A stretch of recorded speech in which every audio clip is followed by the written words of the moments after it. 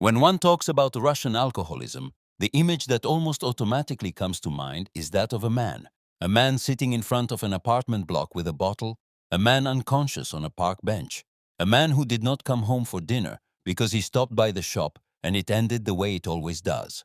That image is real, it is statistically documented, and it is deeply rooted in Russian visual culture, in literature, in film, and in the everyday experience of millions of Russian families. But it is an incomplete image, and incomplete in a way that is spoken of very quietly, because the other part of that image, the part concerning women, is in Russian society, surrounded by silence that is much denser and much more consequential than any silence about men. Female alcoholism in Russia exists. It is extensive. It is growing at a pace that epidemiologists describe as alarming. And it is surrounded by a set of social, cultural, and historical mechanisms that make women learn to drink in a specific, hidden, and particularly hard-to-break way. This is a story that Russian state television does not tell, that Russian families prefer to keep silent about, and that the women concerned themselves diligently conceal for a long time, until it becomes impossible to hide. Let us begin with what the numbers say, because the numbers here are just as eloquent as in any other conversation about Russian alcohol.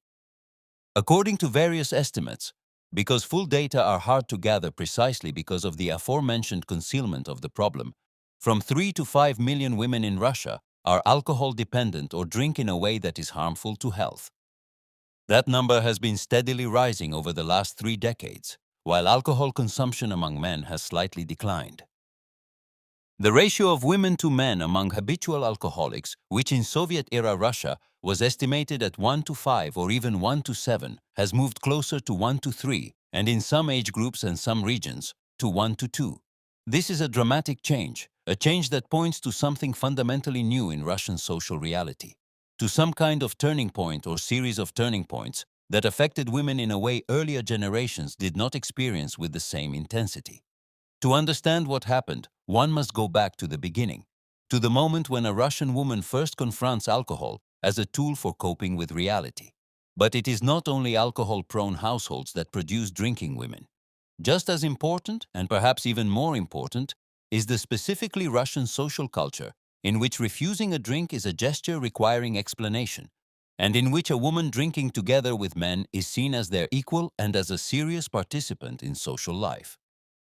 In Soviet and post-Soviet intelligentsia circles, in artistic, journalistic, academic, and literary milieus, drinking for decades was a kind of language of freedom, a gesture of defiance against official morality, a symbol of belonging to a group that thinks differently from what propaganda says. Women in those circles drank together with men for a very long time, and this was treated as a sign of equality and liberation. No one said that it was dangerous. No one said that the female liver processes alcohol differently than the male one, that biologically women reach the same blood alcohol concentrations at lower doses, and that addiction in women develops faster and has more serious health consequences. This was and is medical knowledge, but knowledge that for a long time had no place in Russian public discourse. Russian universities are environments in which alcohol is present in social life from a very early age. Studies by Russian educators and psychologists, those who were allowed to publish their results, indicated that first contact with alcohol among a significant part of Russian youth occurs after the age of 18, and regular drinking often begins between the 20th and 25th year of life. For women, alcohol at a party is at once a tool for social presence and a tool for coping with shyness, fear, and the pressure to be attractive. You drink to be bolder. You drink so you will not be afraid. You drink to be part of the group. You drink so that he notices you. These patterns are not unique to Russia. They are known in every country where alcohol is available and where social pressure is high. But in Russia, they have a specific intensity stemming from the lack of alternatives and from the lack of education that would show other ways of dealing with the same needs. Adult life for a woman in Russia is in many cases a set of burdens whose cumulative weight is hard to imagine without concrete examples. Professional work, often physically or mentally hard, often poorly paid, often below one's qualifications, because the Russian labor market has its own glass ceilings and its own forms of discrimination against women. The home, because in Russia, despite all declarations of Soviet equality, a woman still performs the overwhelming majority of housework, cooking, cleaning, childcare, and often care for elderly parents. All of this together creates conditions of chronic stress, chronic exhaustion, and chronic helplessness. And in conditions where alcohol is available, cheap, and culturally accepted as a way to relax, the path from a glass of wine after work to addiction can be shorter than anyone would expect. One of the specific features of female alcoholism in Russia is that women drink differently than men, and that their drinking remains invisible to others for much longer. A man drinking in Russia often drinks publicly, with friends on a bench in the courtyard. His alcoholism is visible. It is the subject of neighbors' gossip. It is in some sense present in public space. A woman drinking in Russia usually drinks at home, alone or with another woman, in the evenings when everyone is already asleep or during the day when no one is around. She drinks wine, which in Russia is seen as a cultured and harmless drink. She drinks beer, which since the 1990s has become a mass and relatively cheap drink in Russia. She drinks what is at hand and what will not arouse the suspicions of the neighbor in the stairwell. Hiding is the key word here. Russian culture stigmatizes a drinking woman far more ruthlessly than a drinking man. Because a drinking woman is a woman who neglects the home and her feminine duties. A woman without shame and without dignity. A woman spoken about in the worst possible terms. This double moral standard means that women hide their drinking for months or years, and that when the problem becomes visible, it is usually already very advanced. Alcohol in Russia is a topic that contains a special dimension of drama, because it affects not only the women themselves but everyone. Russia has one of the higher rates of fetal alcohol syndrome in Europe. The scale of this problem in Russia was hidden for a long time behind imprecise diagnoses and the lack of systematic screening, but experts' estimates suggest that the country has one of the highest shares in the world of people affected by this syndrome.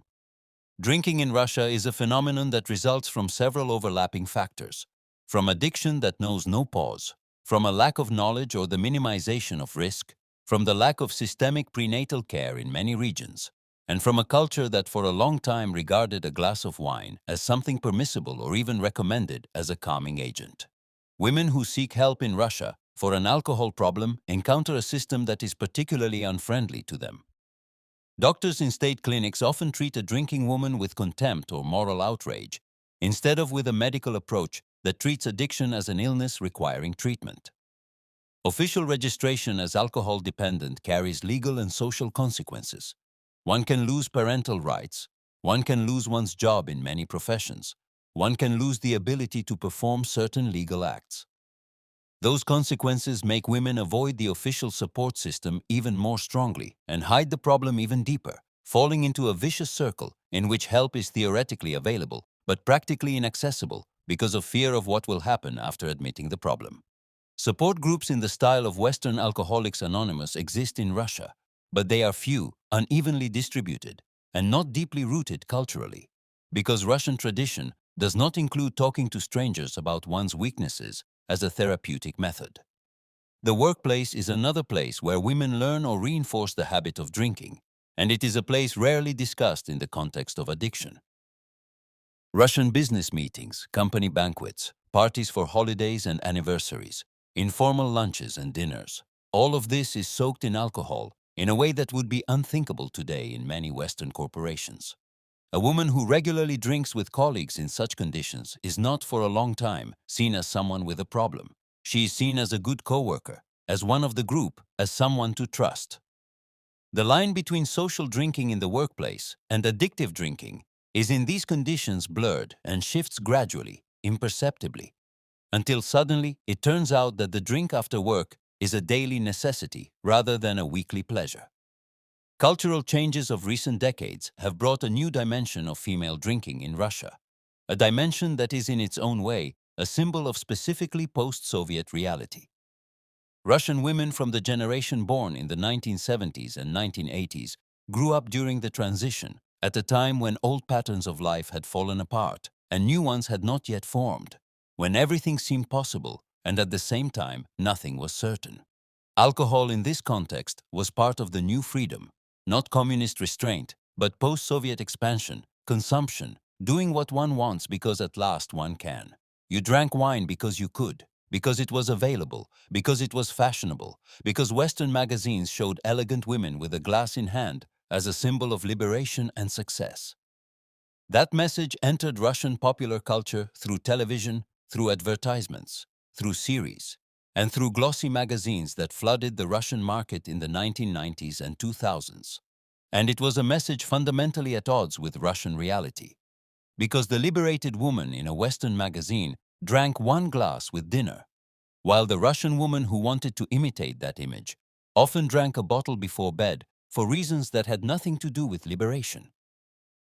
If this video was important to you, leave a thumbs up, subscribe to the channel, and be sure to watch the next video.